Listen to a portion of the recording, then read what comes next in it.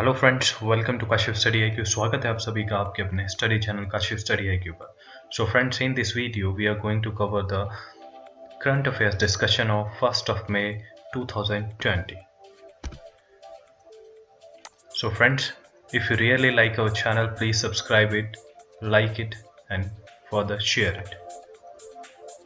So चलिए शुरू करते हैं।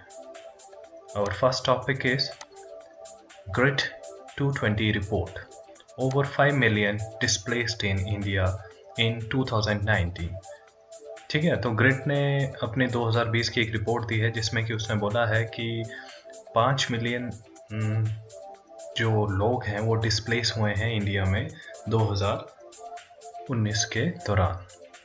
तो इसके बारे में देख लेते हैं। The global report on internal displacement grid 220 Grid 2020 released by Internal Displacement Monitoring Center IDMS said that over 5 million people have displaced in India in 2019. According to the report, this is the highest in the world. ठीक है, तो grid ने अपनी 2020 की report में यही बोला है कि जो इंटरनल डिस्प्लेसमेंट हुई है इंडिया में वो जो है वो 5 मिलियंस जो लोग हैं 2020 में अप्रॉक्सीमेटली वो डिस्प्लेस हुए हैं। मतलब वो इधर से उधर इंटरनली वो डिस्प्लेस हुए हैं इंडिया में। और ये जो रिपोर्ट है इसमें जो इंडिया है वो वर्ल्ड में हाईएस्ट जो है रैंक पर आता है in regard of displacement of people in 2019. Our next topic is G20 Digital Economy Ministers Meet held through video conferencing. The G20 Digital Economic Ministers meeting was convened. A ministerial statement was issued by G20 Digital Economy Task Force at the meet.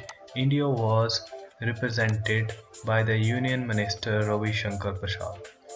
ठीक है, तो G20 की जो economy ministers की digital economy ministers की जो meet थी वो वीडियो कॉन्फ्रेंसिंग के दौरान हुई और इसमें जो इंडिया की तरफ से रिप्रेजेंट किया तो हमारे जो यूनियन मिनिस्टर हैं रविशंकर प्रसाद जी, उन्होंने इस मीटिंग में वीडियो कॉन्फ्रेंसिंग के ज़रिए भाग लिया। Next is very important, India ranks 53rd in budget transparency and accountability. According to the Open Budget Survey conducted by the International Budget Partnership, India ranked 53rd among 117 countries in budget transparency and accountability. ठीक है, जो open budget सर्वे हुआ उसके according जो है India का जो rank है वो 53rd आया है, जो 117 जो कंट्रीज़ हैं वर्ल्ड में। और ये जो रैंक आया है ये रैंक आया है 53rd जो बजट ट्रांसपेरेंसी और जो अकाउंटेबिलिटी है उसके मद्देनज़र। तो हाईलाइट देख लेते हैं इसकी friends. World India scored 49 out of 100 in the survey. The score was above the global average of 45. New Zealand scored 87 and topped the list. South Africa, Mexico, Brazil were the other top performers. ठीक है, तो जो India का जो score रहा है वो 49 रहा है 100 में से, और जो एवरेज जो स्कोर डिसाइड किया गया है जो बजट ट्रांसपेरेंसी एंड अकाउंटेबिलिटी का वो 45 किया गया है, जो कि हमारा जो स्कोर है इंडिया का वो एवरेज स्कोर से अबव है। ठीक है, और जो न्यूजीलैंड है वो टॉप में रहा है लिस्ट में in reference with the budget transparency and accountability, और उन्होंने न्यूजीलैंड ने जो स्कोर किया है वो 87 किया है। तो न्यूजीलैंड टॉप पे रहा है इस लिस्ट में और इंडिया का जो है वो 53rd रैंक है। Next is India China ceremonial border meet on Labor Day cancelled due to COVID-19. Due to the COVID-19 pandemic, the India and Chinese ceremonial border personnel meet that is usually conducted on Labor Day was cancelled. ठीक है, तो India China की जो ceremonial border meet जो होनी थी labour day पे, labour day जो है हमारा 1 मई को मनाया जाता है हर साल, तो इसके मद्देनज़र जो एक सेरेमोनियल मीट होनी थी वो कोविड-19 जो ये महामारी है इसकी वजह से वो कैंसल हो गई है। तो इसकी हाइलाइट्स देख लेते हैं। On May 1, every year the Indian and Chinese army personnel hold a meeting at 5 border location. तो हर साल जो इंडियन और चाइनीज़ आर्मी है वो मीटिंग हेल्ड करते हैं 5 जो बॉर्डर्स लोकेशंस हैं उन पे। During their meet the army personnel discuss sports activities and also about activity to ensure peace at LAC, that is line of actual control. तो ये जो मीटिंग होती है इसमें जनरली जो स्पोर्ट्स एक्टिविटीज़ हैं दोनों कंट्रीज़ की उससे संबंधित जो भी है डिस्कशन होती है, और एक्चुअली इसमें ये भी डिस्कशन होती है कि जो हमारी लाइन ऑफ एक्चुअल कंट्रोल है उस पर शांति कैसे बनी रहे। तो ये हर साल ये मीट लेबर डे के दिन होती है, बट इस साल कोविड-19 की जो महामारी है उसको देखते हुए ये कैंसिल कर दी गई। Next is India placed on the priority watch list for intellectual property protection by the US। ठीक है, इंडिया को जो प्रायोरिटी जो वॉच लिस्ट है intellectual property protection by the US, उसमें इंडिया को अब रख दिया गया है प्रायोरिटी वॉच लिस्ट में। ठीक है, The United States of America has placed India on the priority watch list, ठीक है, due to the lack of measurable improvements in intellectual property framework। ठीक है, जो intellectual framework property framework है इसमें कुछ इम्प्रूवमेंट्स की गुंजाइश रही है, इसकी वजह से जो है US ने इंडिया को प्रायोरिटी वॉच लिस्ट में डाल दिया है। तो इंडिया को क्यों डाला है, why is India placed on the list, पहले इंडिया लिस्ट में नहीं था बट अभी डाल दिया रिसेंटली, वो क्यों डाला इससे संबंधित जो भी ओवरव्यू है वो देख लेते हैं।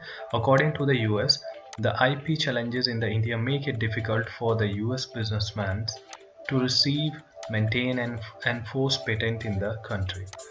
This is high mainly in pharmaceutical industries.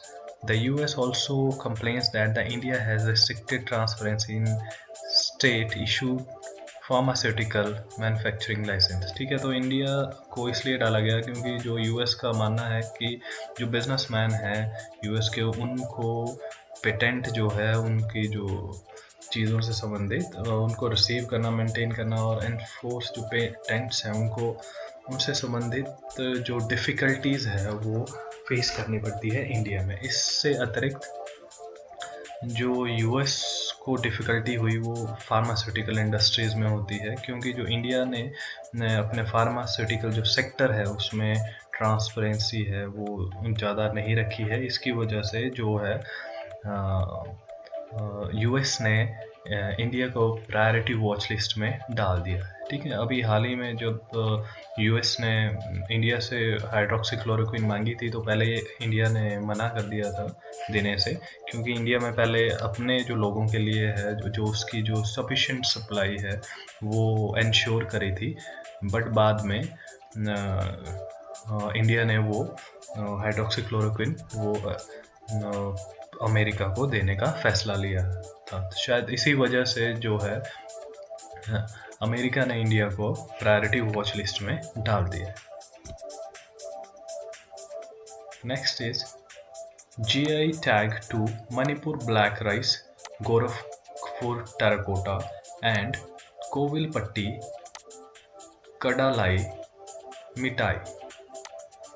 ठीक है, तो GI टैग है वो मिला है, वो किसको मिला है, हमारा जो ब्लैक राइस है मणिपुर के उनको, ऑल्सो कॉल्ड उनको बोला जाता है चखाओ, और गोरखपुर का जो टेराकोटा है और कडाली मिठाई ऑफ कोविलपट्टी, इन सभी को जो जियोग्राफिकल इंडक्शन टैग है वो मिला है। Very important.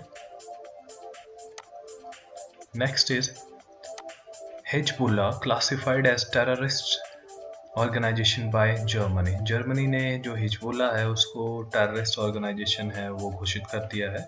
Germany classified the organization Hezbollah as the terrorist organization in its soil According to an early morning operation conducted by the German police, more than 1,000 people in Germany belong to the Hezbollah extremist wing. तो जो Germany है उसने Hezbollah जो organisation है उसको अपनी धरती पर टेररिस्ट ऑर्गेनाइजेशन घोषित कर दिया है। ये हिजबुल्ला आखिर है क्या, इसके बारे में देख लेते हैं। The Hezbollah is a Shia Islamist political party that is based in Lebanon. जो हिजबुल्ला है वो शिया इस्लामिक पॉलिटिकल एक पार्टी है जो कि लेबनान में स्थित है। The organisation was funded by the Iranian efforts in 1980s to aggregate Lebanese Shia groups. In the ongoing Iran-Israel conflict, Hezbollah acted as a proxy for Iran. तो Hezbollah को जो फंड किया जाता है वो ईरान से किया जा रहा है, ठीक है। तो ये जो ईरान इसराइल का जो कन्फ्लिक्ट है इसमें हिजबुल्लाह जो है वो ईरान की ज़्यादा साइड लेता हुआ नज़र आ रहा है, प्रॉक्सी ईरान की तरह ही एक्ट कर रहा है हर चीज़ में। तो इसलिए जर्मनी ने जो है वो हिजबुल्लाह को अपनी जो धरती है अपनी सॉइल पर इसको एक टेररिस्ट ऑर्गेनाइजेशन घोषित कर दिया है। Next is actor Rishi Kapoor died of leukaemia. ठीक है, the 67-year-old Bollywood actor died of leukemia. He has won several awards including National Film Award. जो हमारे एक्टर थे जाने माने ऋषि कपूर जी, उनका देहांत हो गया है अभी 67 साल की उम्र में, और वो देहांत की वजह जो रही है वो ल्यूकेमिया रही है। Next is important, Atulya microwave sanitiser to disintegrate कोविड-19 develop. The Defense Institutes of Advanced Technology, deemed university operating under Defense Research and Development Organization, has designed microwave sterilizer called Atulya। ठीक है, जो हमारे defence institutes of advance technology एक deemed university है जो कि under काम कर रही है हमारे DRDO के, तो उन्होंने अभी डिज़ाइन किया एक स्टेरलाइज़र, माइक्रोवेव स्टेरलाइज़र, जिसको उन्होंने नाम दिया अतुल्य। तो अतुल्य है वो हमारा एक माइक्रोवेव स्टेरलाइजर है। Next is very important, Ayu Raksha programme organised by Delhi police. तो आयु रक्षा जो एक प्रोग्राम है वो ऑर्गेनाइज किया दिल्ली पुलिस के द्वारा। The all India institute of Ayurveda organised Ayu Raksha programme under the ministry of AYUSH. तो जो all India institute of Ayurveda है उन्होंने आयु रक्षा प्रोग्राम है वो लॉन्च किया है under the ministry of AYUSH. Highlights देख लेते हैं ये आखिर में है क्या programme. The programme aim to maintain the health of frontline workers of कोविड-19। It was a joint venture of AII and Delhi Police and was titled आयु रक्षा कोरोना से जंग दिल्ली पुलिस के साथ। ठीक है, तो ये जो एक प्रोग्राम है इसका जो मेन मकसद है जो हमारे फ्रंटलाइन हेल्थ वर्कर्स हैं कोरोना महामारी के जो से लड़ने के लिए जो फ्रंट लाइन हेल्थ वर्कर्स हैं जो लगे हुए हैं दिन रात, उनकी जो हेल्थ है उनको मेंटेन करने के लिए ये प्रोग्राम लॉन्च किया गया है। और ये एक जॉइंट प्रोग्राम है किसका, जो हमारा all India institute of Ayurveda है और दिल्ली पुलिस है उसके द्वारा ये प्रोग्राम स्टार्ट किया, दोनों के द्वारा कोलैबोरेशन के द्वारा दोनों की। और इसको जो टाइप इसका नाम रखा गया आयु रक्षा रखा गया और इसको जो टैग दिया गया कोरोना से जंग दिल्ली पुलिस के साथ। The main objective of the programme is to fight against simple and time tested Ayurveda immunity boosting measures. ठीक है, तो इस प्रोग्राम का मेन मकसद यही रहेगा कि जो जितने भी जो फ्रंट लाइन वर्कर्स हैं उनकी जो इम्यूनिटी को आयुर्वेदा के साथ बूस्ट किया जाए। नेक्स्ट इज इम्पोर्टेंट है, YASH launched by department of science and technology. ठीक है, यश को लॉन्च किया गया department of science and technology. Programme YASH was launched by department of science and technology. YASH is year of awareness on science and health. YASH जो है वो year of awareness on science and health है। The awareness is being created to focus on कोविड-19। ठीक है, जो awareness होगी वो कोविड-19 से संबंधित होगी इस साल के लिए। The initiative aims to encouraging public engagement and enable communities to increase their sense of awareness against COVID-19. By this, the government can take informed decision and manage associated risk। ठीक है। तो जो यश जो प्रोग्राम है इसका मतलब है year of awareness on science and health. इसका जो मेन फोकस इस साल के लिए रहना वाला है वो कोविड-19 के ऊपर रहने वाला है। इससे संबंधित जितनी भी जानकारी और जितना भी जो इनिशिएटिव हैं वो लिए जाएंगे इस साल के लिए, और जो लोगों को एनकरेज किया जाएगा, अवेयरनेस बढ़ाई जाएगी लोगों में अगेंस्ट कोविड-19 के इस यश जो प्रोग्राम है। और इसको जो लॉन्च किया इम्पोर्टेंट है, वो लॉन्च किया हमारे department of science and technology. Next is ECI to conduct biennial election to Maharashtra Legislative Council। ठीक है, जो हमारा इलेक्शन कमीशन ऑफ इंडिया है उसने अनाउंस किया है कि वो इलेक्शन कंडक्ट करेगा। जो 9 वैकेंट जो सीट्स हैं members of legislative council of Maharashtra state legislature, इसमें जो 9 वैकेंट सीट्स हैं उनके लिए ये बायनियल जो इलेक्शन है वो कराएगा। नेक्स्ट इज इम्पोर्टेंट है USAID to provide $3 million for India's Pahal project. ठीक है, तो जो हमारे United State agency for international development है USAID, उसने अनाउंस किया है $3 मिलियन इंडिया का जो पहल प्रोजेक्ट है उसके लिए। ठीक है, Pahal is partnership for affordable health care access and longevity. जो पहल है वो एक पार्टनरशिप है अफोर्डेबल जो हेल्थ केयर एक्सेस है और उनकी लॉन्गेविटी से संबंधित। आखिर ये पहल स्कीम है क्या, इसको देख लेते हैं। ठीक है, तो पहल scheme is a joint initiative of USAID and that is United States Agency for International Development and IP. The main objective of the scheme is to provide quality and affordable health care solutions to urban poor. The main aim of the project is to reach 10 million poor in India by 2020। ठीक है, जो पहल है वो इसका main जो focus रह रहा है वो हेल्थ केयर जो सॉल्यूशंस हैं या हेल्थ फैसिलिटीज़ हैं जो अर्बन पुअर्स हैं उन तक पहुंचाना है। जो इसका मेन एम है पहल स्कीम का, वो जो हमारे 10 मिलियन पुअर्स हैं, गरीब लोग हैं इंडिया में, उन तक ये जो फैसिलिटीज़ है सारी हेल्थ केयर से संबंधित वो 2020 तक पहुंचाना है ग्राउंड लेवल पर। Next is very important, India's new representative of UN. India to become member of UNSC। ठीक है, तो जो इंडिया के जो न्यू रिप्रेजेंटेटिव हैं यूनाइटेड नेशन में उसको उनकी नियुक्ति करी गई है। ठीक है, इस किस चीज़ के लिए, ताकि इंडिया को जो एक परमानेंट मेंबरशिप है वो UN सिक्योरिटी काउंसिल में मिल सके। ठीक है, तो इससे संबंधित देख लेते हैं। The 1985 Indian Foreign Officer T.S. Trimurti is to succeed Syed Akbaruddin as the permanent representative of the United Nations। तो जो UN का जो न्यू रिप्रेजेंटेटिव है वो जो बनाया गया है वो हमारे TS त्रिमूर्ति को बनाया गया। ठीक है, जो TS त्रिमूर्ति हैं वो पहले सेक्रेटरी ऑफ इकोनॉमिक रिलेशंस में सर्व कर रहे थे। The appointment announced was made by the external affairs ministry. ठीक है, जो ये अनाउंसमेंट हुई है ये एक्सटर्नल अफेयर्स मिनिस्ट्री के द्वारा इनकी अपॉइंटमेंट करी गई है। तो हमारे इंडिया के जो न्यू रिप्रेजेंटेटिव ऑफ UN है वो हैं हमारे TS Trimurti. So thank you for watching our session. अगर फ्रेंड्स आपको हमारे सेशन ई कंटेंट पसंद आ रहा है, आप लाइक कर रहे हो, आपको हेल्प हो रही है, तो प्लीज़ हमारे चैनल को ज़्यादा से ज़्यादा आगे सब्सक्राइब कीजिए, इसको लाइक कीजिए और शेयर कीजिए। Thank you.